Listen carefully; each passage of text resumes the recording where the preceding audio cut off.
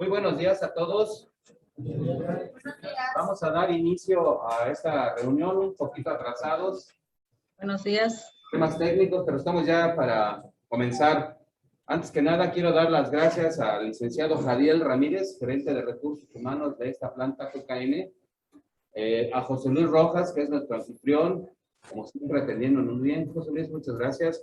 Al doctor Israel Figueroa Zárate, que va a ser expositor del tema cáncer de mama y cáncer cérvico uterino.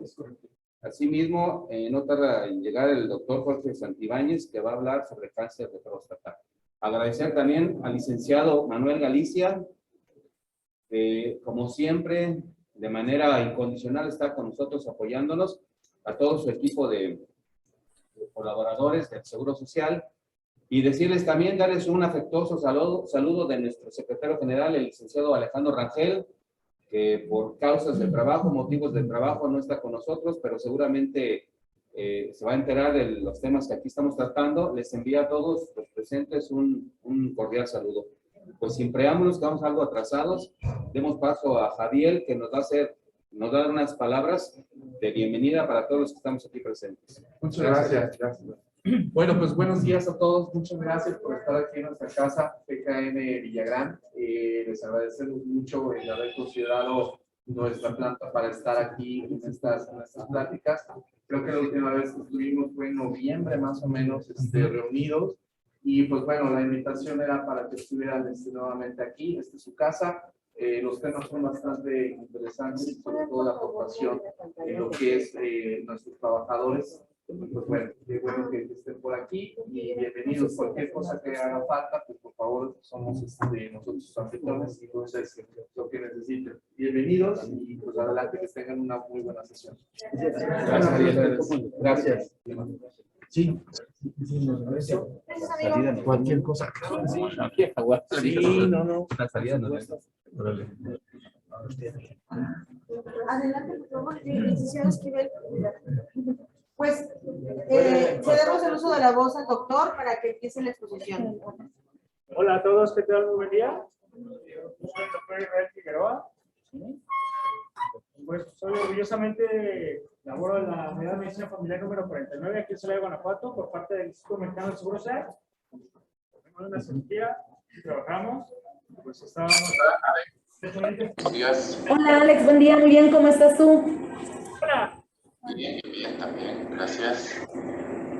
Aquí estamos Cris y Acá tenemos en aire. Bueno, yo soy Israel Figueroa.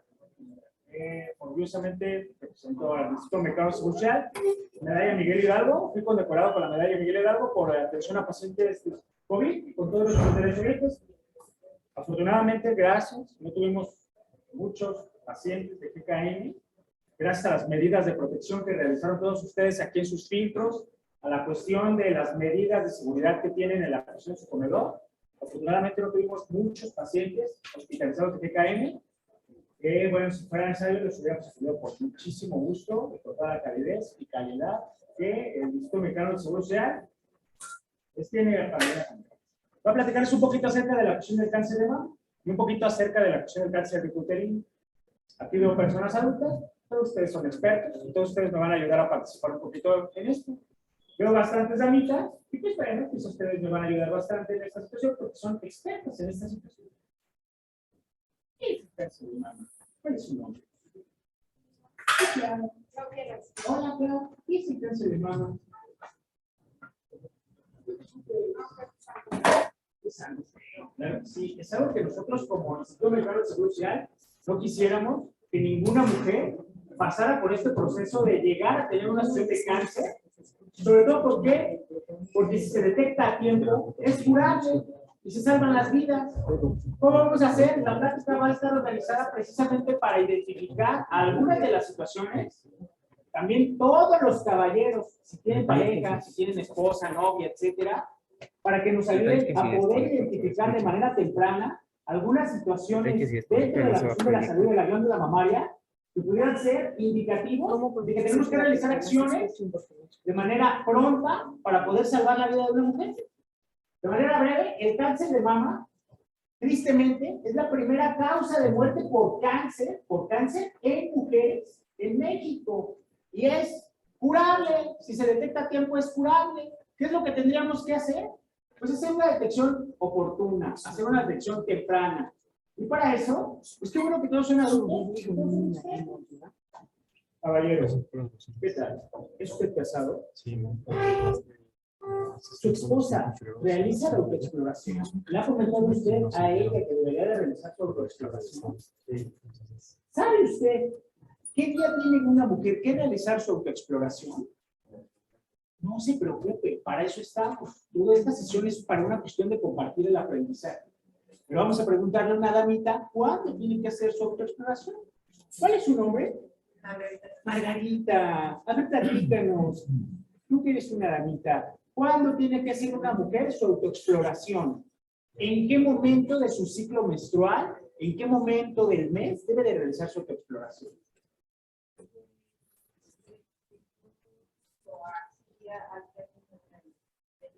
Al término del periodo. Pues a veces hasta cuando llegaba la bestia, antes de que se llegara, se sentía inflamación en el pulmón. Pues se preocupaba y exploraba, me bañaba y después ya más relajada. Margarita, para quienes van a llegar a escuchar, Margarita realizaba su autoexploración al término de su periodo menstrual o cuando ella llegaba a sentir alguna molestia, manifestación, algo extraño. Vamos a ponerle, ¡pum!, una estrellita a Margarita. No, hombre, por eso me gusta venir a GKN, la gente más lista del universo. Muy bien. ¿Cuándo tendría que realizar su exploración?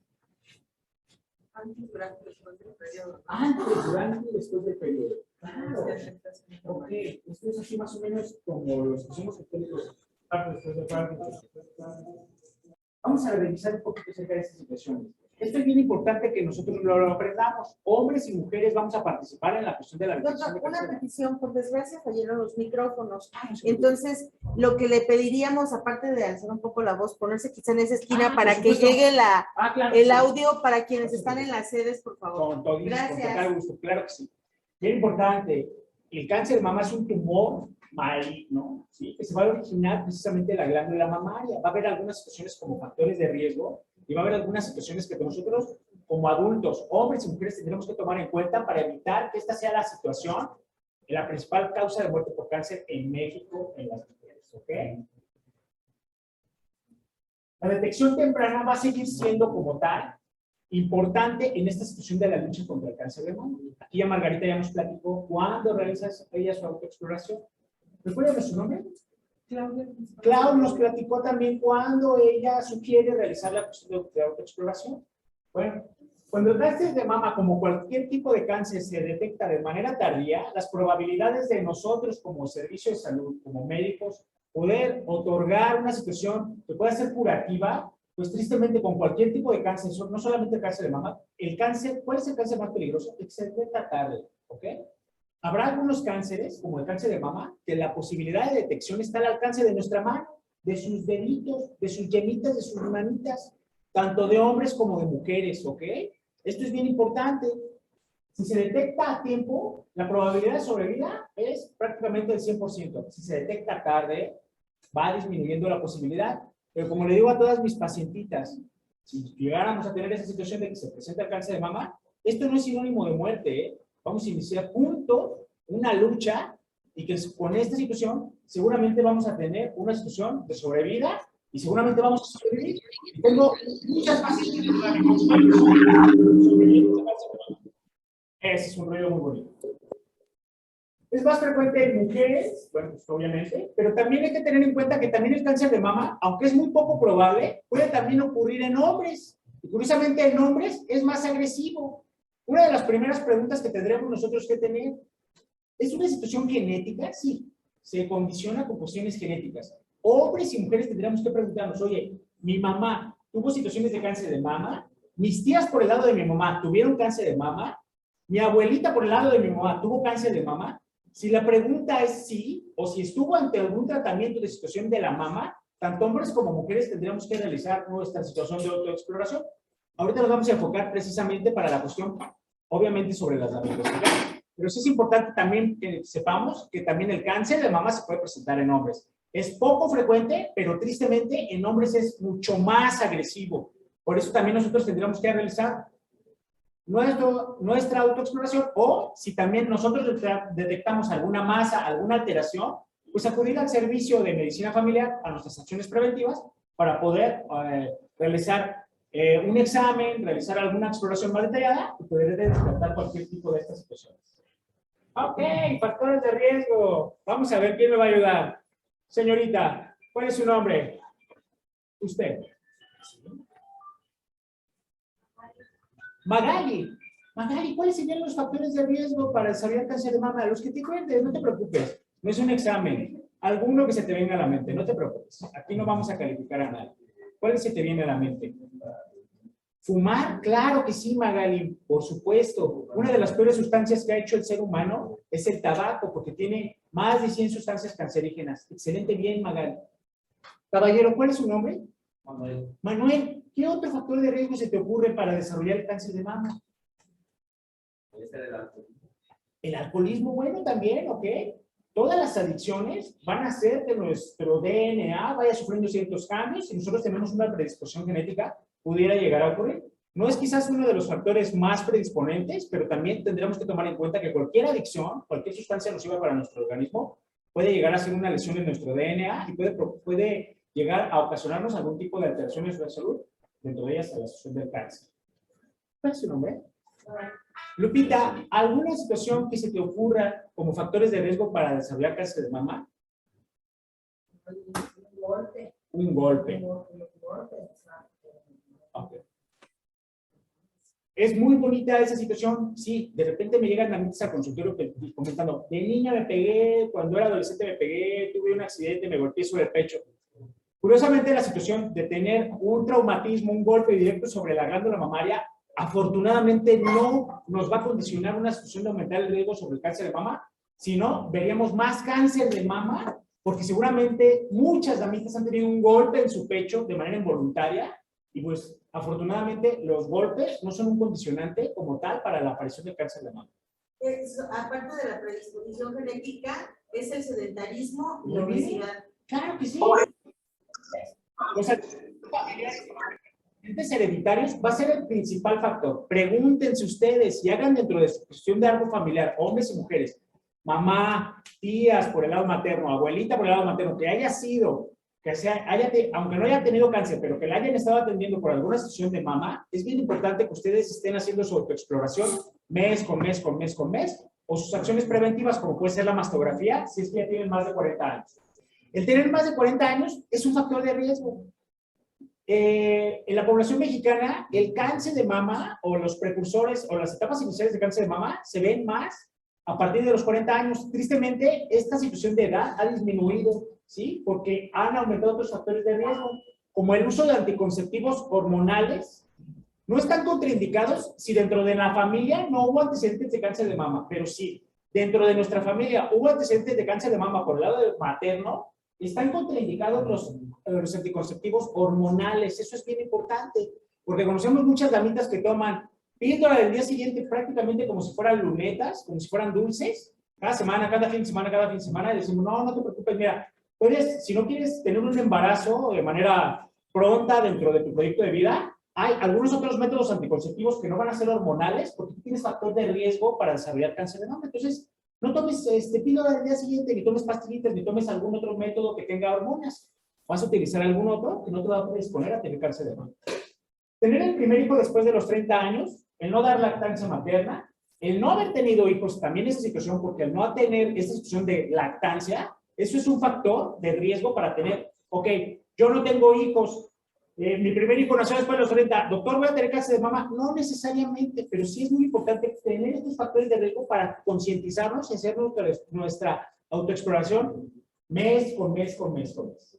Tener la última menstruación después de los 52 años, el haber iniciado con la menstruación muy temprano, desde los 8, porque eso nos está predisponiendo a las mujeres a muchos estrógenos durante mucho tiempo de su vida, y eso puede desarrollar o presentar o puede aumentar el riesgo de tener cáncer de mama. Y la cuestión de la obesidad. Okay.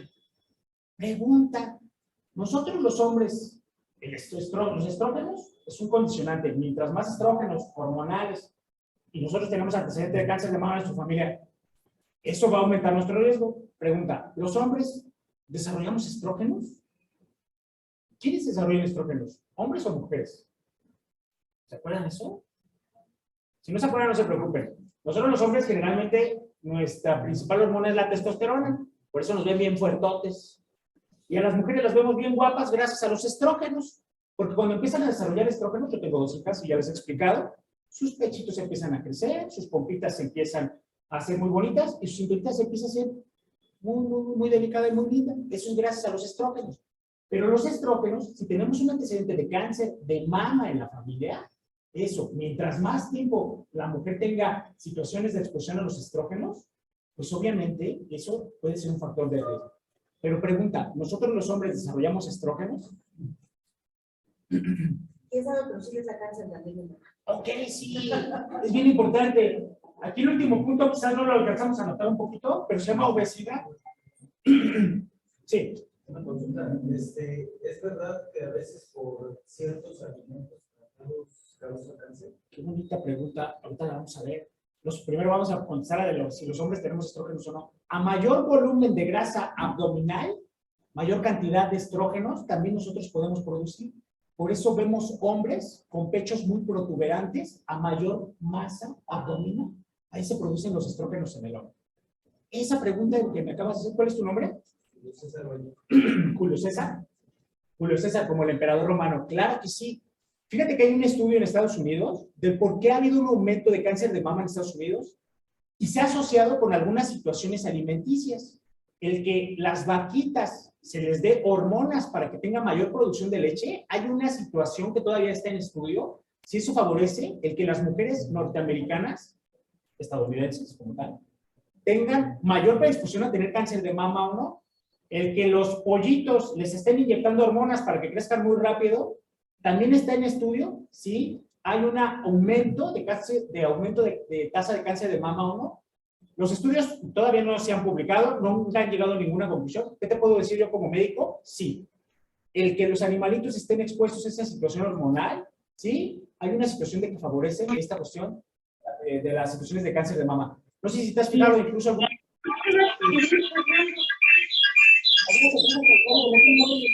Ya ponen en sus bonitos libre de hormonas, ¿sí? Porque sí, algunos estudios sí indican que esto aumenta el riesgo. No que le vaya a dar cáncer a la mujer, pero si tiene factores de riesgo, sí le aumentaría el riesgo. Si tienen preguntas. Hay algunos otros factores que nosotros podemos modificar. Eso está en la... ¿Ok?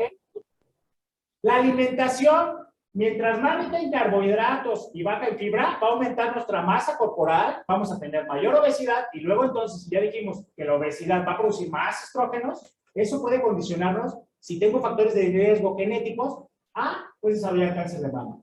Una dieta rica en grasas, tanto animales como ácidos grasos trans. La comida chatarra es un factor de riesgo para desarrollar situaciones de ponernos en riesgo de desarrollar cáncer de mama.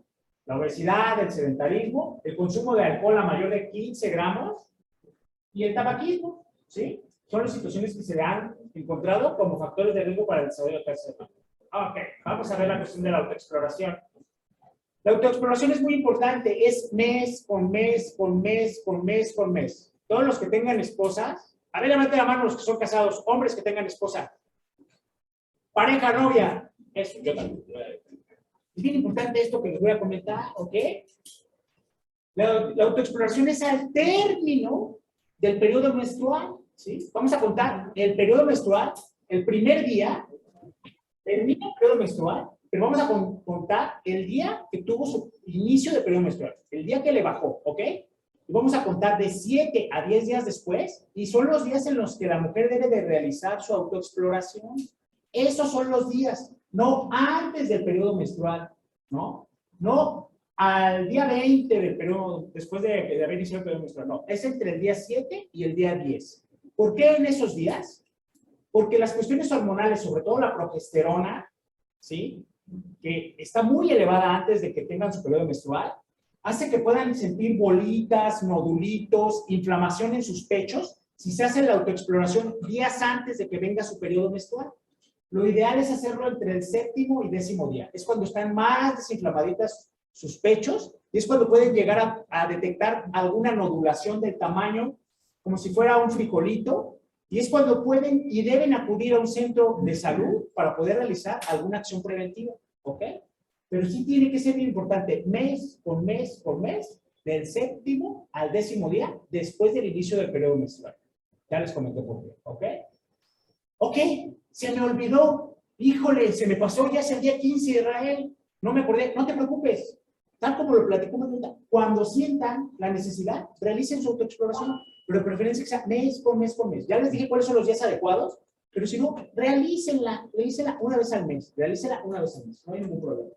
Es bien importante realizarlo, porque es cuando vamos a notar bolitas, nodulaciones, cambios de color, aumento de volumen en una pechito contra el otro, y es muy importante también revisarse y hacer la autoexploración hasta el hueco axilar, porque es donde también pudiéramos detectar alguna bolita. Quizás en la mama como tal no encuentro ninguna nodulación, no encuentro ninguna bolita, pero toco mi axilar, la mujer toca su axila, o el caballero puede ayudarle a su pareja a tocar su axila, y si siente algún ganglio inflamado o alguna bola en la parte axilar, pues hay que acudir a los servicios de salud, ¿verdad? Esto no es indicativo, el encontrar una masita, una bolita, no es indicativo de que tengamos cáncer, no, es un indicativo de, oye, da el siguiente paso, acude a tu servicio de salud, y bueno, pues con esto vamos a realizar algunos estudios y vamos a checar que no sea una situación de alguna cuestión delicada que tengamos que dar algún tipo de seguimiento.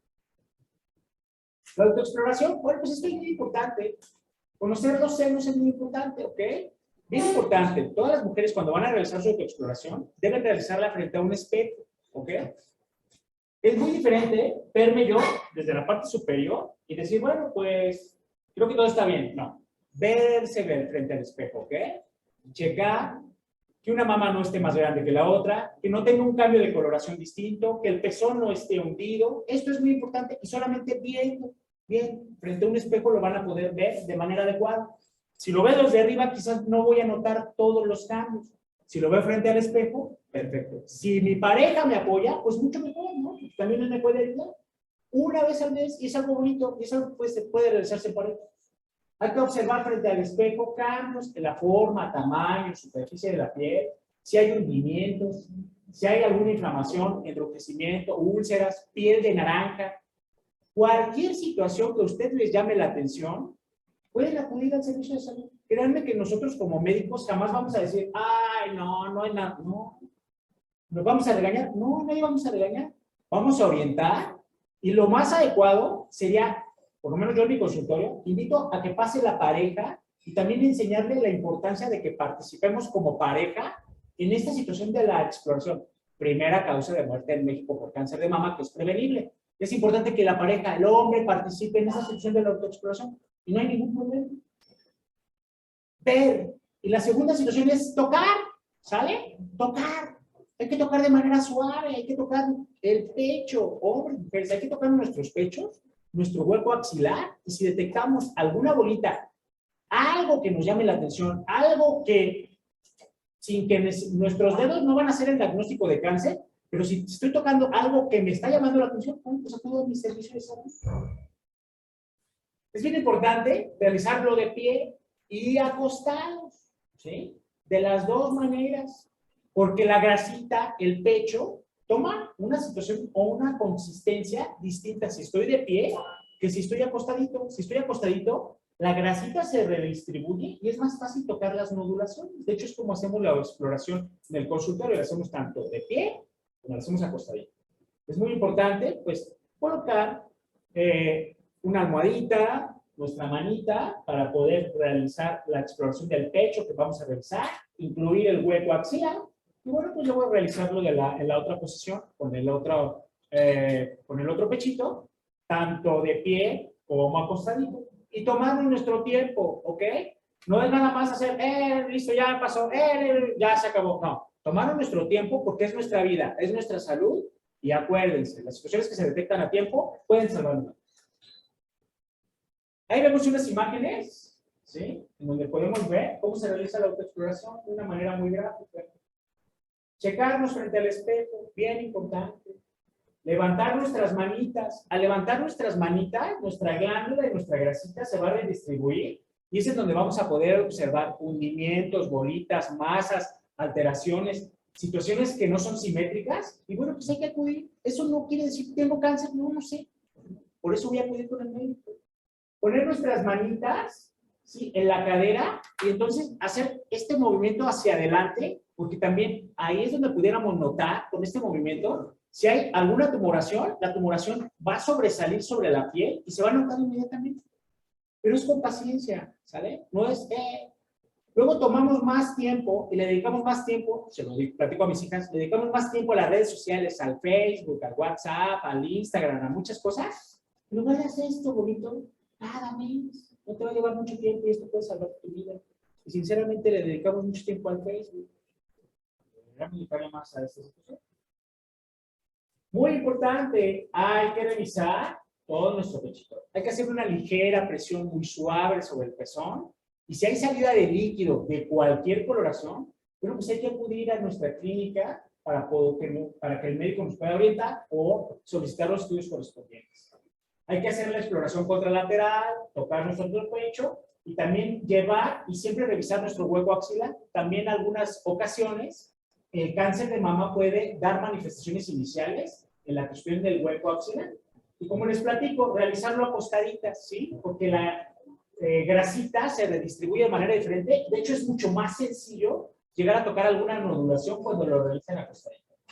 Pregunta. Sí. Cuando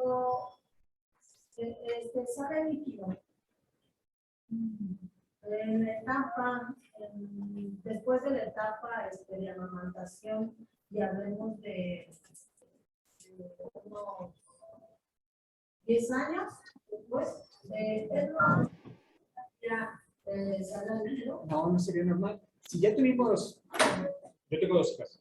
Si mi esposa dio lactancia materna, seno materno, a mis hijitas las alimentó con seno materno, mi hija ya tiene 10 años y que en este momento volviera a tener una situación de secreción cuando ella hace un poquito de presión sobre su pezón, no, no es normal. Pero que nunca dejó de... Ok, esa es una bonita pregunta. Es importante que acuda al médico porque de manera natural la lactancia, al ya no tener el estímulo del bebito haciendo la succión, se suprime como tal, ¿sí? Entonces tendríamos que investigar si es algo completamente normal, hormonal, quizás muchas ocasiones porque es muy sensible la ropa, el sostén, y eso sigue siendo un estímulo para la producción de leche, o estamos ante otra situación hormonal que tuviéramos que estudiar. ¿Es normal? No, no es normal que 10 años después siga siendo producción láctea. Bueno, en mi caso, yo amamanté a mis hijos, tuve 3, y después de, pues sí, les digo, a lo mejor fueron 10 años, yo seguía como produciendo leche y se sentía así la sensación, pero a mí ya me han hecho mastografías y todo, gracias a Dios, salió bien. Ya hoy jamás se ha agotado, pero todo ese tiempo, pasó todos esos años, yo seguía como produciendo. Por eso era lo que le preguntaba. Entonces, eso no va a ser un indicativo, eso va a ser cáncer, no, pero simplemente es un indicativo, como en cualquier situación de la vida humana. Hoy esto ya no es normal, voy, me checo, de realizar un estudio, Sí, se descartó cualquier situación, no hay ningún problema, seguramente era un estímulo hormonal.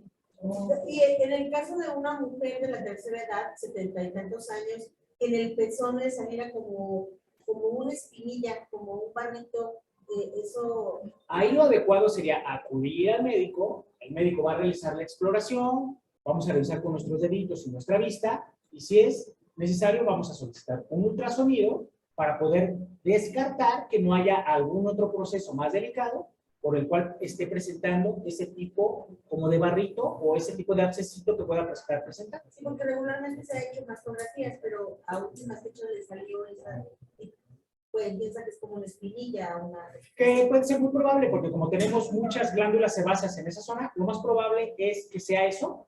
Pero ¿qué les sugiero siempre a todas, incluso a mis hermanas? Siempre que detectes algo que no parece normal, acude, y listo. Toma la opinión de tu médico, no hay ningún problema. O sea, pero mejor acude para descartar y no dar por hecho de que todo está normal. De acuerdo. ¿Ok? Entonces, va a haber algunos síntomas, como tal, de la asociación de cáncer de mama. Cambio de la textura de la piel, de la mama. Cualquier cambio de tamaño, pero pues un cambio que se hace como 2 veces el tamaño de una contra la otra, pues ya se considera una asociación anormal. Porque también llegan algunas señoritas, sobre todo cuando están creciendo en la etapa de la adolescencia. Oye, veo un pechito que es más grande que el otro, ¿será algo malo? No. Prácticamente todos los caballeros que están aquí tienen un testículo que está un poquito más arriba que el otro. Es una situación de una variante anatómica, no es algo que sea anormal. Obviamente, si el testículo tuviera 2 veces el tamaño contra el otro, pues ya no es algo que ya no es algo normal. Pero generalmente, una mama pudiéramos encontrarla un poquito más grande que la otra en algunas mujeres y no se consideraría una situación anormal. Pero si aún así quedara la duda, hay que acudir al médico simplemente para hacer una posible valoración.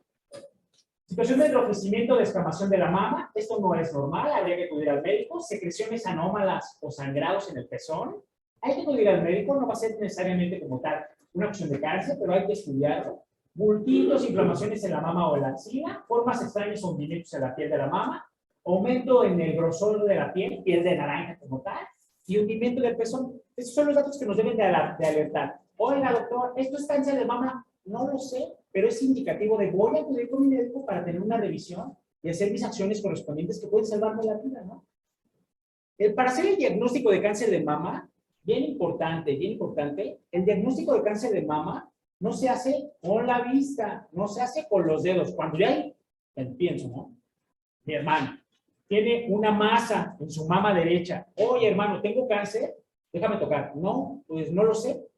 El diagnóstico se tiene que hacer con una biopsia, se hace por patología, se toma una pequeña situación de tejido de esa bolita, masa que tiene la mujer, y bueno, pues ya checamos, mira, pues es un quiste, listo, no hay... Damos medicamento y se acabó. ¿Sabes qué? Si es una lesión precursora de cáncer, está en una etapa inicial, y vamos a hacer las acciones correspondientes que te van a salvar la vida. Pero el diagnóstico se hace con una situación de una biopsia. Oiga, doctor, un médico me dijo que con el ultrasonido ya tengo cáncer. No. Con el ultrasonido nos dice que tienes una tumoración, que hay que estudiarla y que lo más adecuado es hacer una biopsia, tomar un poquito de tejido y mandarlo a analizar. Oiga, doctor, me dijeron por la mastografía que tengo cáncer. No. La mastografía nos dice que muy probablemente esa masita tiene un riesgo de que pueda ser algo maligno, pero el diagnóstico como tal, la confirmación, se va a hacer con la biopsia, ¿ok? Porque luego llegan muchas damitas bien espantadas a mi consultorio. Me dijeron que tengo cáncer. ¿Hicieron biopsia? No. Ok, relax. Todavía no sabemos. Vamos a hacer una biopsia y estamos a tiempo para poder realizar muchas cosas, ¿ok? Si encuentras algo que consideres acudir al médico, como tal. Como les platico, pues lo más importante es tomar la biopsia, ¿ok? Pero lo más importante no es llegar a esta etapa de tomar biopsias. Lo más importante es mes por mes, realizar la autoexploración. Esto es lo más importante. Oiga, doctor, ¿y si mi familia tiene cáncer de mama, mi mamá, mis tías, mi hermana tuvo un proceso de cáncer de mama? Aguas. Con mucha más razón, revísate. ¿Por qué? Porque sí hay una situación dentro de la cuestión genética que sí va a predisponer mucho al cáncer de mama.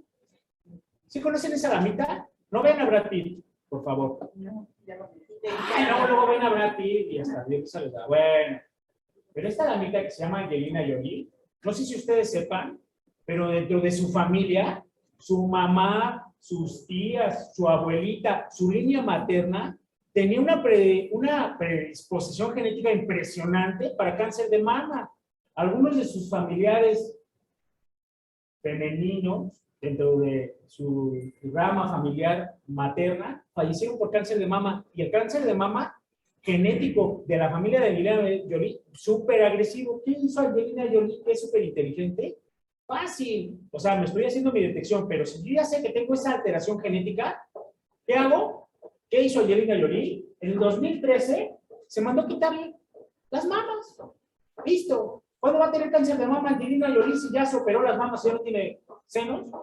Nunca, porque ya quitó la glándula donde se puede producir el cáncer y donde seguramente si ella no hubiera hecho ese procedimiento tan radical, seguramente en algún momento de su vida iba a tener cáncer de mama. Siempre les digo a todas mis mujercitas cuando llegan a mi consultorio, de repente, después de haber pasado y siempre les digo, es que tú eres una sobreviviente, de verdad. te voy a llevar con todas las muchachillas a las que les doy clases en secundaria, en la universidad, etcétera, para que vean a una gran mujer que es una sobreviviente de cáncer de mama. El no tener un seno, eso no hace la diferencia entre ser una mujer hermosa o no ser una mujer hermosa. Una mujer hermosa no es un seno, no son dos senos, no es un cuerpo, no es un pedacito de cuerpo. Una mujer hermosa es simplemente porque es mujer, listo, ¿sale? Y si en alguna situación tuviéramos que tomar la cuestión para salvar la vida de la paciente, de hacer una mastectomía, quitar el pecho y dar algunos otros tratamientos, eso no nos hace mujeres distintas, unas mujeres que se vean mal, para nada, las hace mujeres hermosas, sobrevivientes y luchadoras. Pero no hay ninguna situación en donde la mujer, por lo menos yo les digo en mi consultorio, usted no tiene por qué sentirse distinta, usted sigue siendo la gran mujer, a la cual le tengo todo el respeto, y es más, ahora la admiro mucho más, porque usted es una sobreviviente de cáncer. Quisiera usted, después de todo este proceso que ha vivido, realizar un procedimiento estético para volver a tener una situación de una prótesis. La gran mayoría dicen no. Esta cicatriz que tengo, esta fue la cicatriz que me salvó mi vida y soy feliz viviendo con mi cicatriz.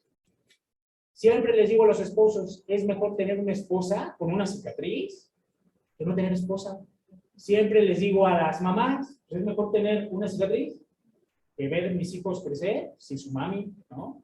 Entonces eso es muy importante. Acuérdense, también los hombres podemos tener cáncer de mama. ¿Qué hizo Angelina Jolie? Es feliz, está visitando Ucrania, ayudando a los sobrevivientes de esa terrible guerra. Y ella se realizó una sesión de mastectomía porque tenía un antecedente familiar terrible para cáncer de mama. La mastografía, esto es muy importante. ¿Cuándo me hago mi mastografía? Me dice mi hija de 10 años, oye papi, ¿ya me puedo hacer una mastografía? No, hija, estás muy chiquita. Es mucha radiación. Está indicada después de los 40 años. ¿Por qué después de los 40 años y no antes? Porque la situación de la grasita en la mama ya ha disminuido después de los 40 años y es cuando ya la imagen se puede ver de una manera más adecuada. Oiga, doctor, a mí mi hermana tiene cáncer de mama, mi mamá tuvo cáncer de mama, son sobrevivientes, pinche Dios. Yo tengo 35 y me siento una bolita. Le vamos a ver, está grande. Le voy a pedir una mastografía. Oiga, pero dice usted que es hasta los 40. No, se puede realizar antes si en tu familia tienes los antecedentes de cáncer de mama y entonces sí es una indicación para realizar este estudio.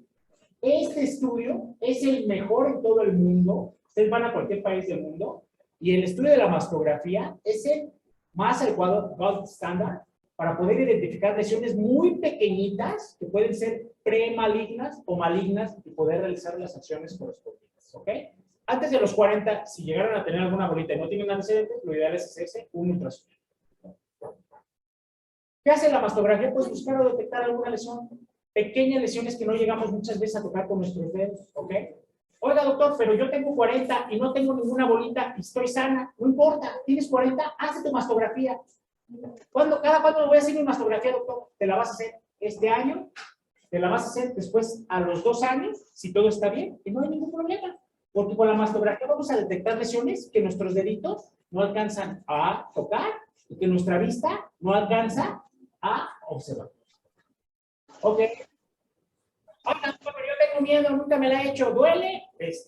Sinceramente, les digo yo a mis pacientes, yo nunca me he hecho una mastografía. Yo no te puedo decir, no te voy a mentir, ¿no? O sea, no lo sé. El umbral del dolor en cada mujer es diferente, como en cualquier hombre. Pero es más molesto no atendernos a tiempo, es mucho más molesto que lo que puede durar una mastografía. En términos, en promedio, tarda 15 minutos, no causa molestias. Algunas molestias es tolerable porque es una pequeña compresión sobre la mama en algunos planos. Pero bueno, pues es muy importante porque esto puede salvarle la vida. Si hay un resultado anormal, va a ser necesario realizar algunos estudios para que sea una cuestión complementaria. Generalmente va a ser una toma de una biopsia. Bueno, si la mastografía no es adecuada, pues es importante repetir el estudio con un ultrasonido. Una mastografía, ¿ok? Una mastografía normal, una mastografía que tiene una lesión que afortunadamente no es maligna, bordes adecuados, una mastografía.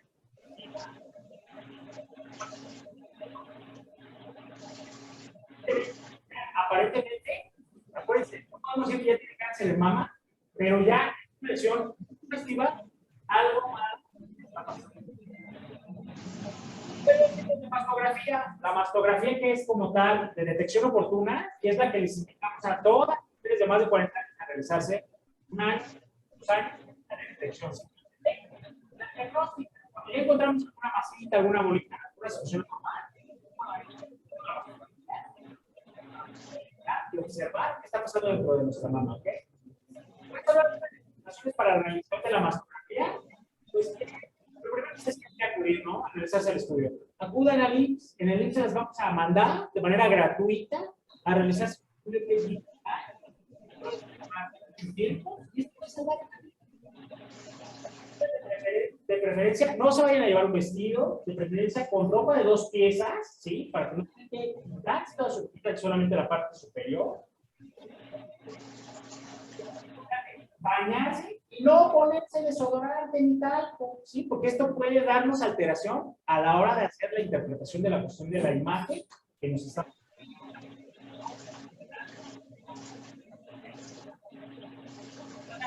De mama, salvar la vida. ¿Cuándo? Cuando se detecta a tiempo. Mientras más pronto se detecte una situación, la sobrevida es muy importante.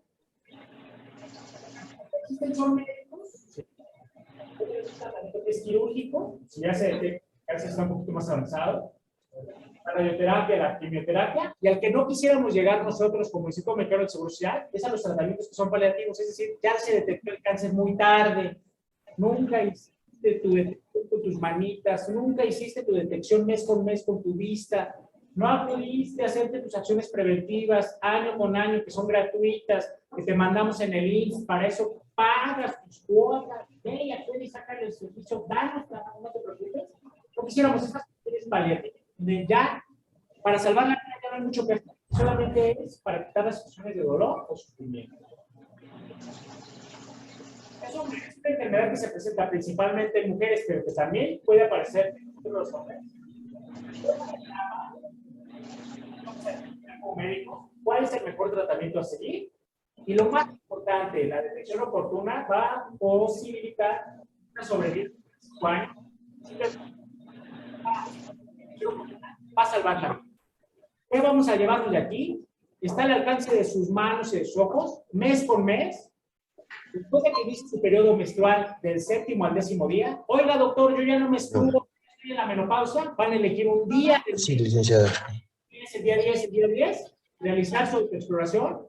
Si puede, su pareja puede compartir ese momento, tomarse la paciencia, así como lo toman en las redes sociales, tomarse la paciencia y una vez al mes, hacer su autoexploración y sus detecciones.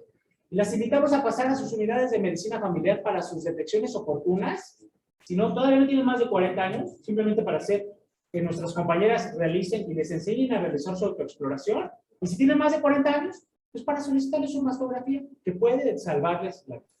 No sé si tengan alguna pregunta. Doctor, en ese caso, hasta hace un par de años, ¿está subrogado, sigue subrogado el estudio de mastografías por parte del IMSS? Sí, completamente, totalmente. Por eso los invitamos mucho. Acudan, sáquenle servicio a nuestro IMSS. Ahorita se están enviando a gabinetes que son digitales, ya no son las mastografías que hacían antes, que no se les veía, pues sinceramente nada. Son digitales, podemos observarlas y si hubiera alguna situación de alteración, pues las derivamos a los servicios especialistas correspondientes y son situaciones que de verdad pueden salvar su vida. El peor cáncer es el que se detecta tarde. Si tienen más de 40 años, acudan a su unidad de medicina familiar, solicitamos su mastografía. Si todo está bien, después de 2 años, si hay alguna situación que es darle un seguimiento, de manera oportuna podemos dar el seguimiento y se puede salvar la vida. ¿Ok? No sé si tengan alguna otra duda o pregunta. ¿No? Bueno, ya llegó mi maestro. Doctor Santibáñez, mi maestro. Bravo, buen día. El mejor urólogo de la región y del mundo. Bueno, lo tengo con él que les va a platicar un poquito acerca de la cuestión del cáncer de próstata. Pues muchas gracias, Israel. Te agradezco mucho. Y les agradezco mucho de verdad, ¿eh? Y ahora el doctor Felicidades, doctor. Jorge Gracias. Santibáñez nos hablará sobre el cáncer de próstata.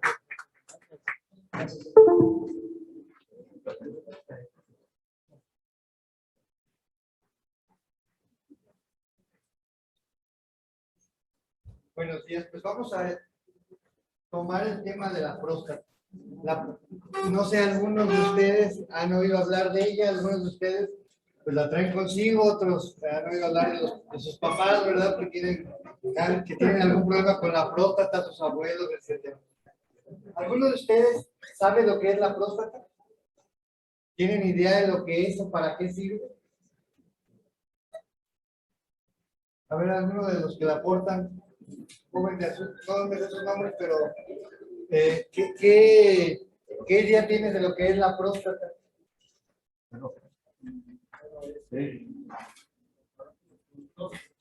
Tenemos para generar la esposa, la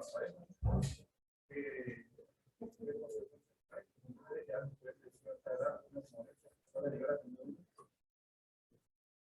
¿Usted qué ha oído de la próstata?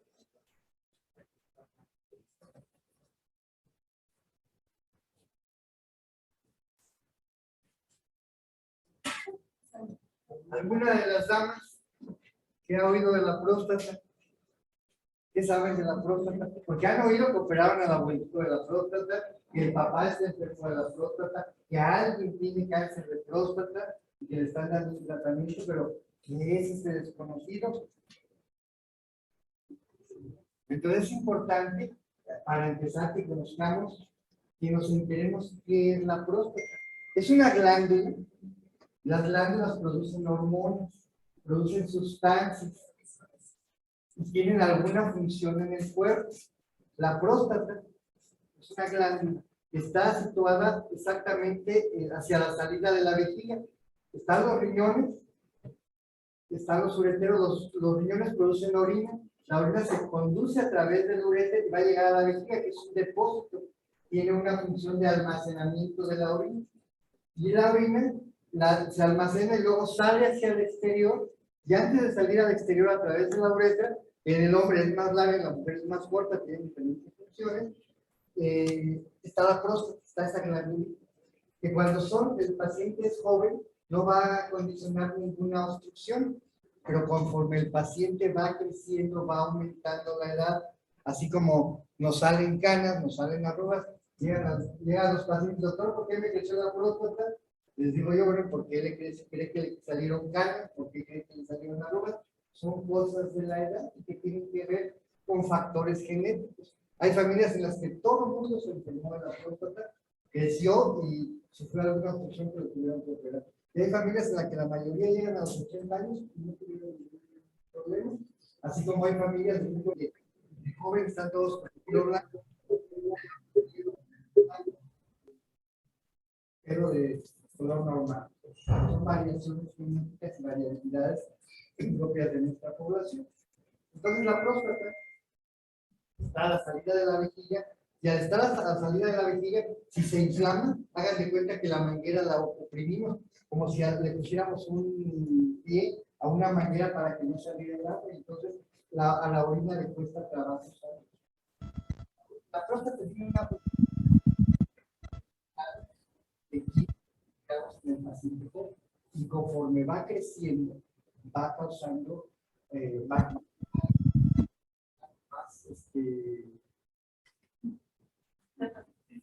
más obstrucción. Entonces, esa obstrucción nos va a generar problemas. Nos va a generar problemas que tienen que ver con el vaciamiento vesical. Normalmente, hombres y mujeres, a la hora que están tomando agua, no lo saben, pero su riñón está produciendo orina. La orina se está almacenando en la vejiga, que tiene una capacidad de la vejiga va a variar un poco, pero puede ser entre 350 a 400 mililitros. Entonces, cuando empieza a llenarse el primer deseo miccional, tiene unas ganas de orinar, se le olvida, uno sigue haciendo sus actividades, y entonces llega un segundo deseo miccional, y ya es más imperativo, más urgente de que lo atendamos para tener que llevar a cabo la misión. Entonces, sale el chorro, sea hombre o mujer, sale el chorro normalmente sin esfuerzo, con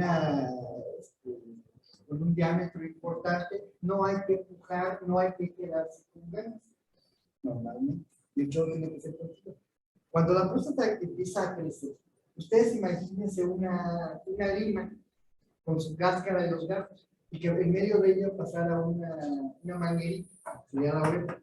Si la próstata empieza a crecer, crecen tanto los gajos como la cáscara y se va convirtiendo el tamaño de una toronja.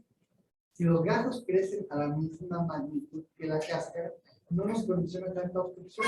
Y vemos próstatas de 60, 70 gramos, el paciente dice, yo no tengo ninguna molestia. Pero si la próstata crece más los gajos que la cáscara, va a estar pequeñita, pero causando mucha obstrucción. Y eso nos ocurre en pacientes que, pues doctor, me dice que la próstata está chiquita, pero yo no puedo orinar. ¿Por qué? Porque está condicionando, generando demasiada obstrucción. Entonces, la próstata queramos que los pacientes jóvenes miden ¿cuánto? 15 a 20 gramos o 15 a 20 centímetros. Y conforme va creciendo, conforme va aumentando el tamaño, va obstruyendo más. Doctor, perdón, una petición. Los micrófonos fallaron, entonces la petición es si pudiera estar en este ángulo y alzar un poco la voz, porque tenemos gente que está escuchando en las demás sedes y casi no se escucha. Bueno. Por favor. Ok. Bueno, espero que me escuchen. Entonces, quedamos que la próstata normalmente mide eso, 15 a 20 gramos. Y conforme va creciendo, va aumentando la edad, va aumentando de volumen, va aumentando de peso y va aumentando normalmente de obstrucción.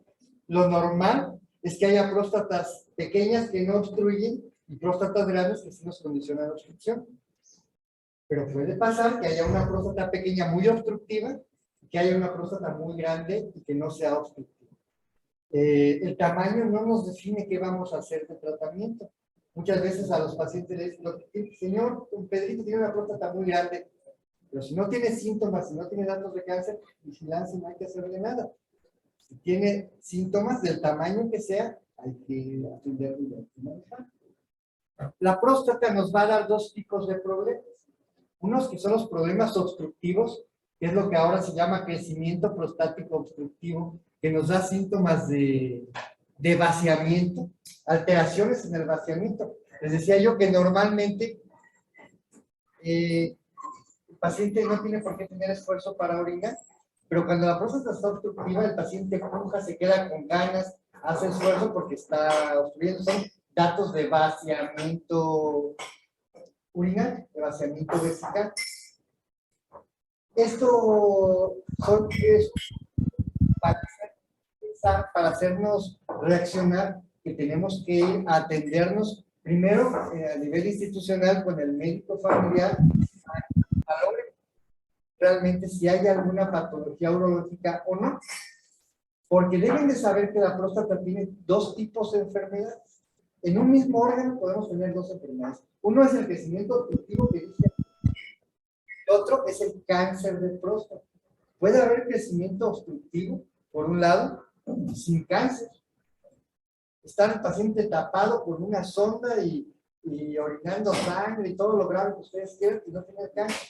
O puede estar un paciente asintomático con un cáncer de próstata. Son dos entidades diferentes y una no nos va a llevar a la otra. A veces piensan que si tengo la próstata crecida me puede dar cáncer, si la tengo normal no me va a dar cáncer. Entonces, si no tengo síntomas, ¿para qué voy con el doctor? Y aquí la importancia de esta plática de prevención, que tenemos que tener en cuenta que como masculinos que tenemos próstata, tenemos que obligadamente a asistir con nuestros médicos familiares que nos van a preguntar, nos van a interrogar, a sacar información y de acuerdo a de lo que concluyen, nos van a pedir estudios como es el ultrasonido, el antígeno, estudios de orina, etcétera, para ver en qué condiciones estamos, primero en cuanto a obstrucción, segundo en cuanto a riesgo de cáncer de próstata. ¿Por qué? Porque puede ser un paciente asintomático, deportista, como hay algunos aquí en la fábrica, cuadrado, como muy atléticos, y decir, yo estoy sano, yo orino bien, no fumo, no tomo, yo a qué voy. Todo paciente mayor de 45 años es obligado a hacerse la detección oportuna, entre otras, de problemas prostáticos. Todo paciente. Si hay pacientes que además tienen algún familiar que tenga cáncer de próstata, los riesgos se elevan, aumentan, y entonces a partir de los 40 años Hay que obligadamente hacernos esos estudios preventivos. El cáncer, recuérdenlo bien, por ahí hay alguna propaganda que hacía desde hace muchos años la Secretaría de Salud. El cáncer, y bueno, les digo lo contrario de lo que dice la propaganda, el cáncer no se previene, decían, previene el cáncer de mama, previene, en ningún cáncer se previene, eso no existe. El cáncer, el que sea, se diagnostica a tiempo. Cáncer cervicuterino, cáncer de mama, cáncer de próstata, cáncer de vejiga, de testículo, de pene, de lo que ustedes quieran, no hay forma de prevenirlo. Hay forma de detectarlo a tiempo y manejarlo a tiempo, que como nos decía el doctor Israel en un momento, no es lo mismo dar tratamientos curativos que dar tratamientos paliativos. Entonces, en próstata no es diferente. Hay que detectarlo a tiempo. Entonces, ¿qué le provoca el cáncer en la próstata? hay muchas teorías, hay muchos estudios que han salido, pero en general no se relaciona directamente con nada que no sea la genética.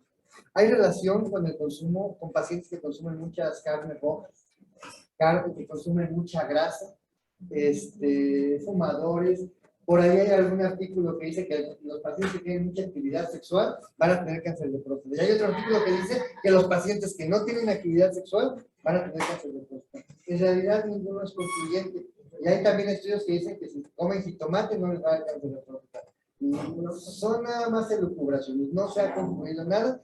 El cáncer de próstata, con lo que sí está relacionado y está demostrado científicamente, es con algunas variaciones en algunos segmentos del genoma que nos pueden hacer más proclives a padecer el cáncer de próstata, así como el cáncer de mama, que hay algún error genético en la secuencia del DNA que hace que el paciente muy probablemente desarrolle cáncer de mama. Pero no hay algo así como que comiste este tipo de alimento y te va a dar cáncer. ¿Alguna actividad o alguna bebida?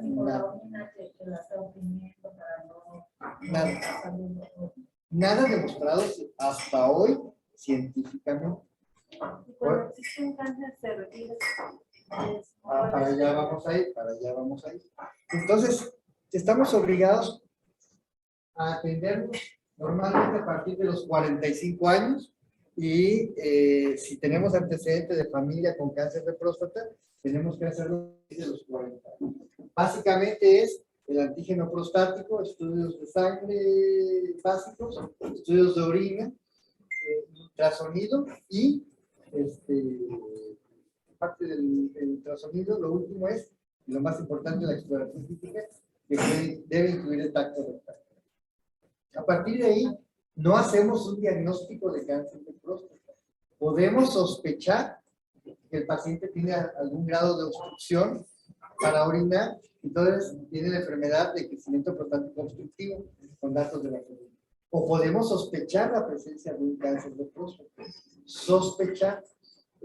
Los estudios que se hacen normalmente, el antígeno, el ultrasonido, estudios básicos y el examen. Y digamos que el más importante que tenemos es el antígeno prostático específico. Es específico porque se produce solamente en la próstata. La próstata es el único órgano que produce esa sustancia. Entonces se llama específico, pero no es específico de cáncer. Y eso les debe de quedar aquí a los compañeros que están a distancia y a ustedes quedar muy claro, porque luego los pacientes luego tienen la costumbre de ver los estudios que no deberían de ver porque se espantan a veces, interpretan cosas de su manera y lo malo lo creen que es bueno y lo bueno lo creen que es malo. Mejor esperarse a que los vea su médico. Pero cuando de repente le dicen que el antígeno está alto, no significa que sea cáncer. Muy malamente los laboratorios ponen 0 a 4 normal. Y eso está mal.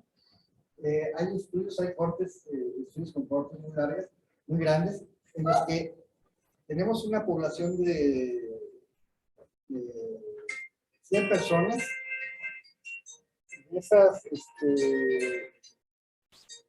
Esas personas, todas tienen 2 de antígeno. Agarramos todos los que salieron de fuera del laboratorio ese día, traemos todos los que tuvieron 2. no 4, 2. De ese 2, el 20% va a tener cáncer, aunque no tenga otros datos. Entonces, el antígeno no se determina por el nivel. Puede haber un 8 de antígeno y no haber ser un cáncer. Puede ser 30 de antígeno y no ser un cáncer, si es simplemente una inflamación. ¿Qué problemas o qué enfermedades, situaciones pueden elevar el antígeno prostático? Una, infecciones de la próstata, inflamaciones de la próstata, manipulaciones de la próstata. Es decir, si yo hago un tacto rectal, voy a elevar el antígeno prostático. Si yo hago una endoscopía y meto la camarita o pongo una sonda, voy a elevar el antígeno prostático. Si el paciente tiene una prostatitis, una infección, va a elevarse el antígeno prostático. Y si hay cáncer de próstata, va a elevar también el antígeno prostático. Entonces, cuando tenemos un antígeno prostático, sí, tenemos que descartar que haya cáncer, pero no lo primero que pensar es, ya tengo cáncer de próstata y me voy a morir, que es lo que normalmente se hace. El cáncer de próstata, entonces, se sospecha.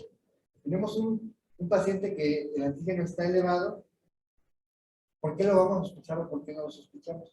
Normalmente, si al paciente le estamos haciendo su antígeno cada año su antígeno prostático, entonces se va a ir elevando progresivamente, pero a una velocidad muy pequeña. Cuando vemos que hay una velocidad que está incrementando en forma muy importante, en vez de irnos así, se está yendo así, ahí puede haber un cáncer de próstata. Y entonces el paciente llega hoy con un antígeno de 3, pero antes, el año pasado y el antepasado tenía 0.5, 0.6, 0.5, 0.6, 0.7, y de repente lo sube a 3, ahí puede haber un cáncer, aunque sea de 3, y aunque el laboratorio nos diga que de 0 a 4 es normal, no es normal.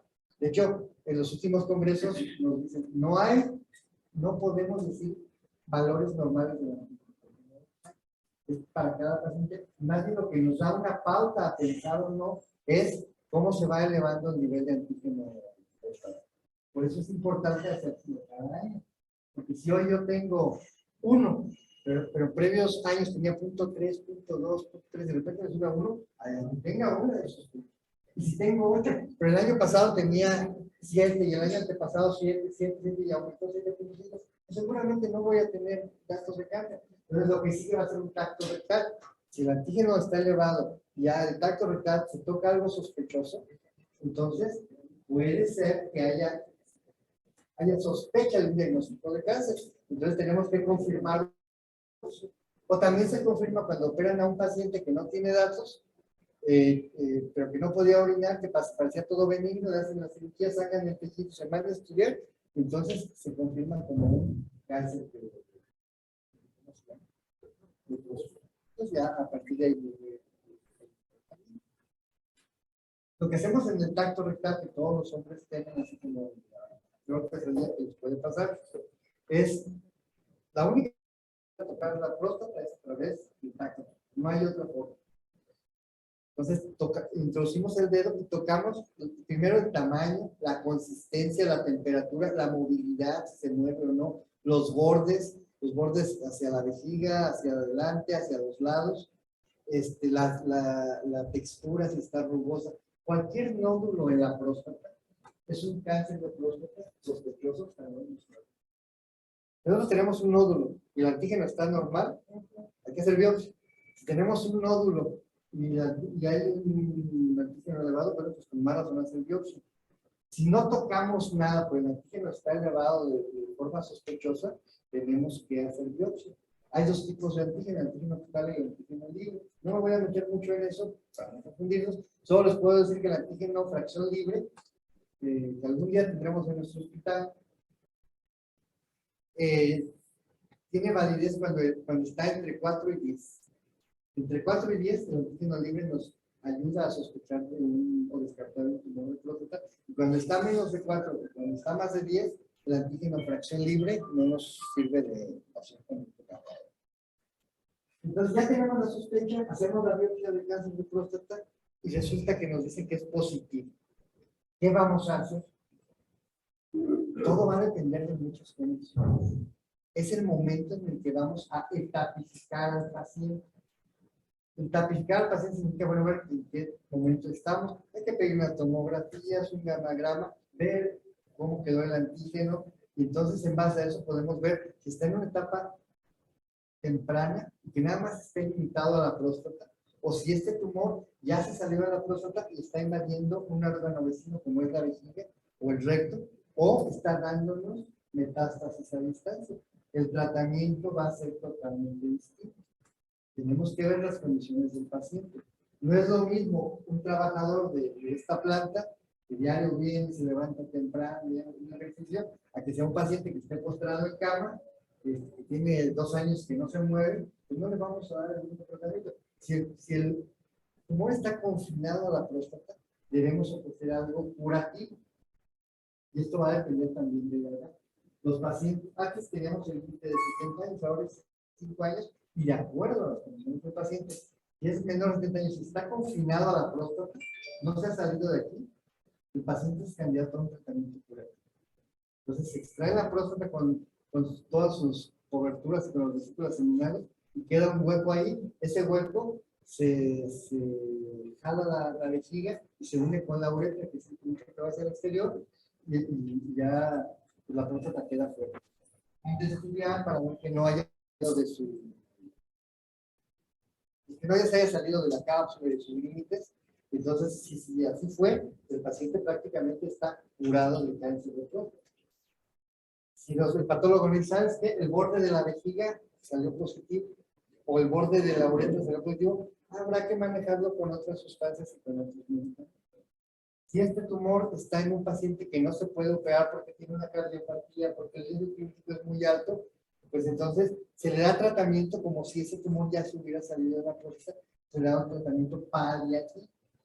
Pero el tratamiento paliativo en cáncer de próstata no es lo mismo que en otros cánceres. Seguramente ustedes han escuchado el cáncer de pulmón, el cáncer de páncreas, de estómago, de esófago. Ustedes ven al paciente ahorita y la mayoría, háganle lo que le hagan, en 6 meses no tienen ya su tratamiento. ¿Por qué? Porque normalmente se comportan muy agresivos. En el cáncer de próstata, diagnosticamos al paciente hoy, y lo vamos a ver el año que entra, lo vamos a ver el otro año, y lo vamos a ver en 5 años, y la mayor parte los vamos a ver después de muchos años. Sin embargo, sigue siendo cáncer, porque va a llegar el momento en que el tumor se va a despertar, y cuando se despierte, o sea, sigue siendo cáncer, pero ya no va a responder porque ya el tratamiento que le estábamos dando ya respondió, ya se llama, esas fases se llaman hormonoindependientes. Entonces, esos tumores van a ser ya entonces ya agresivos, pero ya nos dieron 5, nos dieron 6 años, nos dieron mucho margen de, primero de tratar de paliarlo, de que estuviera bien limitado, bien controlado, y segundo, pues el paciente de alguna manera tuvo tiempo de vivir un extra mucho más. Lo ideal sería que se curara, pero desgraciadamente cuando están en etapas más avanzadas, lo que realmente tenemos es paliativo. Y repito, pues, aunque esté confinado aquí, pero el paciente no está en condiciones de operarse, igual se le da tratamiento paliativo, que es a base de unos medicamentos que son hormonas, que actúan hormonalmente. Hay 2 formas de manejarlo. Una es que, primero entender que la próstata es un tumor que depende de hormonas, como el tumor de mama o el tumor de endometrio, depende de hormonas. Entonces, si hay más testosterona, el tumor sigue quitar la testosterona. ¿Cómo la quitamos? Hay 2 formas. Una es quitar los testículos, entonces ya no hay estímulo para el tumor, y se empieza así como que a dejar ahí abandonado un tiempo, que puede ser hasta periodos de 5 años. El paciente está muy bien, ya después de 5 años empieza a ver. O un medicamento que se llama, el grupo de medicamentos se llaman análogos LHRH, y que esos medicamentos, por una manera, engañan al cerebro y le dicen, ¿sabes qué? Ya hay mucha testosterona.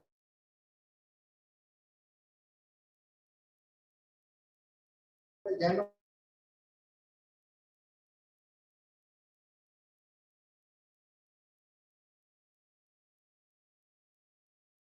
produzcas, entonces no se produce, se llama orquiectomía quirúrgica, es cuando quitamos los testículos. Entonces, ambas son igual de efectivas, nos va a tener bien la casita. pero tenemos que seguir estudiando al paciente con las pruebas de antígeno, porque poco a poco se va a elevar. Con el paso del tiempo no sabemos si son 2 años, 3 años, promedio son después de 5 años, pero no sabemos, pues cada 3 meses nos son. Y cuando se empieza a elevar, entonces hay que cambiar de medicamentos, entonces ya los mandamos a oncología para darle otro tipo, ya no de bloqueadores hormonales, sino de quimioterapias que tenemos como parte de nuestra. Y hay otras cosas que se ocupan como la radioterapia, que hay varios tipos de radioterapia, que es la braquiterapia y la radioterapia. Sin embargo, esos tipos de tratamientos tampoco son curativos. Nos dan control por algunos años, normalmente son 10 años, que si ahorita uno de ustedes estuviera cáncer y dice, pues en mes, no me van a operar 10 años, pero el tiempo se pasa volando, ya cuando acordaron, pues ya llegaste a tus 10 años, si quieras o no, el antígeno va a empezar a deshacer. Entonces, otra vez a ver qué le damos, si le hacemos algo radical o no, y puede ser que para eso ya haya cambiado de etapa clínica y ya no lo podamos hacer. Por eso lo dejamos así como segunda etapa. Un paciente que está anticoagulado por una válvula cardíaca, que tiene un stent y que no lo podemos operar, que es un infarto, pacientes que son de un riesgo quirúrgico muy grande. Entonces, eso es parte del tratamiento de cáncer. ¿Cómo lo vamos a manejar? Bien, checando y monitorizando el antígeno, para que el momento en el que veamos que ya no está respondiendo, vamos a la segunda etapa, a la siguiente etapa. Y la siguiente etapa va a controlarlo, pero por un tiempo más corto, y otra vez va a volver a llevar. Entonces, tenemos que estar al pendiente para ver el momento en el que estamos modificando nuestras terapias. Por eso, a nivel institucional, el paciente lo vemos nosotros en urología y le pedimos al médico familiar que nos apoye para que cada 3 meses le esté pidiendo al paciente, y de acuerdo a esos sellos antes, me lo envían antes, y hacemos modificaciones a Esta glándula cuando está sana, ¿qué función tiene en el organismo? La función que tiene es producir algunas sustancias que van a conformar el líquido seminal. De hecho, lo que es el antígeno prostático específico no sirve para que cuando sale el líquido seminal se va a gelatinizar. ¿Se han fijado? Se lo dejan ahí en una laminilla, se hace. Después de un tiempo hay una licuefacción, otra vez se vuelve a hacer líquido. El antígeno prostático interviene en la licuefacción de ese líquido seminal. Es la función específica que tiene. Pues nos va a dar volumen a lo que es el semen. Y una vez que a una persona, cuando se enferma esa glándula y se la retira, entonces ¿qué dice que queda estéril la persona? No queda estéril. Nos ayuda a generar, a aumentar el volumen de líquido seminal, pero la glándula prostática no tiene los espermatozoides. Los espermatozoides se producen, están en los testículos, y los testículos salen a través del conducto deferente, llegan a las vesículas seminales, y de ahí salen a través de la próstata. Pero no, si tú operas a un paciente de próstata, en caso de cáncer, pues si quitas la próstata y no mata. Los conductos deferentes se cortan, no va a ver a dónde llegue, queda estéril, pero no porque quitaste la próstata, sino porque quitaste los conductos deferentes. Cuando operas a un paciente de crecimiento prostático exclusivo que es benigno, entonces el paciente puede tener una vida sexual normal y fértil normal. Disminuye la cantidad de semen porque al quitar la próstata, el cuello queda muy amplio. El semen normalmente cuando eyaculas, el cuello se cierra, entonces el semen se va hacia donde hay menor resistencia, que es hacia el exterior. Pero si tú el cuello siempre está abierto, porque quitaste la próstata porque das algunos medicamentos que los programas como la solución, el semen se va hacia donde hay menor presión, que sea la vejiga, y ya sale muy poco semen. Y el resto del semen se va a salir cuando orina el paciente.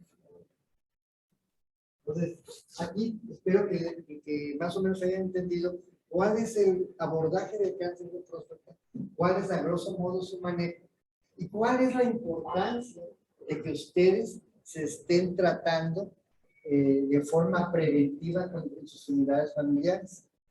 Tanto ustedes como los compañeros que están aquí a distancia, es importantísimo. A veces nos da flojera, a veces a los mismos médicos, y con el médico familiar, sacar citas, estoy sano, no tengo nada, nada más voy a perder el tiempo. Créanme que no es perder el tiempo. Cuando les detectan lo que sea, les detectan precozmente una diabetes, o un cáncer de mama, o un cáncer de uterino, o un cáncer de próstata, que ustedes no tenían ni idea que existía, ese tiempo le están ganando años a su vida, porque de otra forma, eso va, el tumor ahí está, va a seguir creciendo, ustedes estén enterados o no. Ya cuando se den cuenta, es porque el paciente ya orinó sangre, o ya el antígeno ya anda en 1000, pues ya no es nada curativo, ya no es paliativo, y no es el mismo pronóstico que aquel paciente que le detectamos un cáncer con un antígeno de 6, 8, 10, que aquel que se lo detectamos por 1000. Doctor, si una persona un varón de la tercera edad que es diabético, que tiene marcapasos, etcétera, etcétera, y que tiene crecida la próstata, ¿puede al retirarse la próstata volver a tener una vida normal? Digo, porque tienen una sonda para detener la orina. Si la causa fuera la próstata, al retirarla, ¿puede volver a orinar de manera normal o seguir? Si su problema fuera la próstata, sí. Sí, okay. La cosa es que lo podamos operar por su marcapasos o por otra patología cardíaca. Okay. ¿Alguna otra duda? No, es tan solución en la finasterida. Sí. O sea, ¿cuál es la función específica? Esos se dan en el tratamiento de crecimiento benigno. Se llama crecimiento prostático obstructivo. Cuando el paciente no puede orinar, les había dicho que la próstata la podemos ver con dos grupos de enfermedades, lo que es el crecimiento prostático obstructivo y lo que es el cáncer de próstata. Son dos cosas distintas a la misma enfermedad. Que una no progresa a la otra. Claro, no va a avanzar en la otra. Entonces, el crecimiento obstructivo va a obstruirles y puede dejarlos sin orinar y los tienen que operar y poner sondas, pero no es cáncer. Y el cáncer de próstata puede o no dar síntomas. Inicialmente puede ser que inicialmente no les dé ningún síntoma, más que el antígeno se está elevando y ya hay algo en el tacto. Pero no va a dar síntomas si hasta que no sea una etapa muy avanzada. Cuando ya vimos que son las dos patologías. Hablando de la patología de la obstrucción, que es lo que tenemos la mayoría de los pacientes, se va a caracterizar porque el paciente no puede orinar, el chorro es más delgado, puja, se queda con ganas, no es continuo, sino es en pausas la misión, tiene urgencia urinaria, en la noche se levantan 2, 3 veces. En esos casos damos dos medicamentos. Inicialmente tratamos de reducir el volumen de la próstata y con un medicamento que es la finasterida. Bloqueamos hormonalmente la próstata y se empieza a disminuir el tamaño. Y damos otro, que es la tamsulosina, que para que se haga más grande y pueda mejorar el flujo urinario. Por eso la presencia de los dos medicamentos que damos. ¿Cuánto tiempo hay que tomar? ¿El tiempo que sea necesario? Hay pacientes que lo tienen años tomando y mientras respondan al tratamiento bien, hasta se les daña. Hay pacientes que dicen, doctor, pues lo dejo de tomar y tengo síntomas. Pues o sigues tomando o te operamos. Y operarlo, pues es quitar, hablamos que fuera una toronja abierta o endoscópica, quitamos los gajos de la toronja y se queda la cáscara. A partir de la cáscara puede volver a crecer la próstata con el tiempo. Después de 10 años puede volver a dar síntomas, que normalmente se manejan con medicamentos. He oído muchas expresiones de médicos que dicen, opérate ya de la próstata, ya no te vaya a dar cáncer. No, se operan de la próstata e igualmente tiene que seguir año con año haciendo su antígeno prostático, porque le quitaron los gajitos de adentro, pero quedó la cáscara. Y a partir de la cáscara puede generarse un cáncer.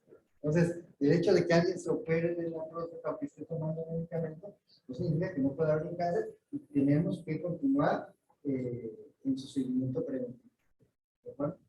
¿Alguna duda? ¿Alguien que quiera hacer un cáncer? Alguien que tenga algún familiar con cáncer, que tenga alguna experiencia que la quiera compartir con sus compañeros. Yo digo que la recomendación sería a todos los compañeros que estamos aquí presentes, que son representantes dentro de una empresa, pues difundan eso, ¿no? Por su salud, porque a veces los compañeros hombres, como ustedes, tienen mucho miedo a este tipo de estudios y más a la exploración. Un comentario muy acertado, sin embargo, yo le agregaría además a lo que estás diciendo, que no solo esto va para los hombres, va para las mujeres, porque muchas veces si el marido no le dice nada, si el marido, la mujer no le dice nada, no lo hace. Entonces, ustedes como mujeres, a ver, ya te hiciste el antígeno, ya fuiste con el doctor, ya te hiciste estudios, porque muchas veces, o sea, sí es importante que como compañeros lo defendamos los hombres. Y las mujeres, a los maridos, obligados a que vayan a hacerse de Mucha resistencia de los hombres para hacerse. O sea, antes, ahora ya con el antígeno prostático, ya aceptan irse por lo menos a tomar la prueba de sangre, pero otro no. Sí, hay mucha resistencia, pero pues dar más resistencia cuando Sí. el cáncer. Sí, es. ¿Alguna otra pregunta? Para cuando están en términos de la para los hombres, es muy difícil para ellos la seguridad sexual. No, no debería de. No, lo que pasa es que la próstata, los síntomas obstructivos se relacionan entre mayor edad, hay más fácil con estos síntomas. Entonces, pues la mayor edad se relaciona con otros problemas de circulación, con otros problemas de la inervación que tienen que ver en la erección. Entonces, a veces le echan la culpa, ¿no? Desde que tengo problemas con la próstata, ya no puedo tener erección. Más bien, se la ha juntado, pero realmente no tendría que ver. Y si los operan de la próstata, cuando es benigna, tampoco tiene que ver porque no se tocan los nervios. Cuando es un cáncer de próstata, sí, porque sacan toda la próstata, se despega de los nervios que tienen que ver con la erección y ahí se puede o no estar involucrado la inervación que nos va a conducir a una erección. Los cáncer de próstata sí puede haber más problemas, pero la próstata benigna no. Absolutamente. Eso es bueno para que no tengan tanto miedo. Pues sí. Ya lo ideal, pero no lo hacemos entonces precisamente para eso son este tipo de acercamientos con ustedes, para que pues, lo platiquen entre ustedes al rato que se vayan a jugar allá básquetbol o que estén Si se ahí fija, hay fuera más de... campañas de cáncer contra mama que campañas contra... Exactamente, y es más frecuente de lo que ustedes se imaginan el cáncer de próstata, y se mueren igual, en etapas avanzadas. Porque el hecho de que yo les diga, ¿sabes qué? Te va a dar hoy cáncer, pero vas a vivir otros 5, 6, 7, 8 años, claro. Pero no se le va a quitar su cáncer, y cuando se le active, pues se va a morir tu cáncer. Entonces, sí es importante prevenir. Yo creo que ahí, al igual que como pasa con las mujeres que se exponen muchos casos reales sobre cáncer de mama, habría que promover o sugerir algún tipo de campaña en ese sentido para que se sensibilicen los compañeros en el tema, ¿no? Pues esto viene desde etapas tempranas en la escuela. Sí. Realmente no hay así como que una educación, es muy pobre la educación que se da en todos los niveles. Y no se trata pobre, me refiero no de niveles socioeconómicos, sino pobre, que no nos la da. La educación sexual es muy vaga, muy pobre también, pero la educación de prevención de cánceres de muchas cosas, entre ellos mama, próstata, cervicuterino, endometrial, etcétera, es muy apenas una embarradita. Entonces, pues no sé, eso por un lado, y por otro lado, todos los mitos que hay, no, si te tomas eso, luego ya no vas a tener erección, y si te operas ya menos, y si vas con el doctor y te hace un tacto, ya no te va a gustar, y ya, puros mitos o miedos, que más de alguno de los que están aquí, hay un urologo y le ha hecho un tacto rectal. Seguramente puede, no lo van a decir, yo sé que no lo van a decir, ¿no? Son así cosas tontas que no vamos a confesar. Pero ese que dice de broma es cierto, pero eso no lo hace. Pero que los que ya lo vivieron, pueden decir, pues sí molesta, pero no es doloroso, es como un tacto vaginal, molesto, pero no es doloroso. ¿De acuerdo? Bueno.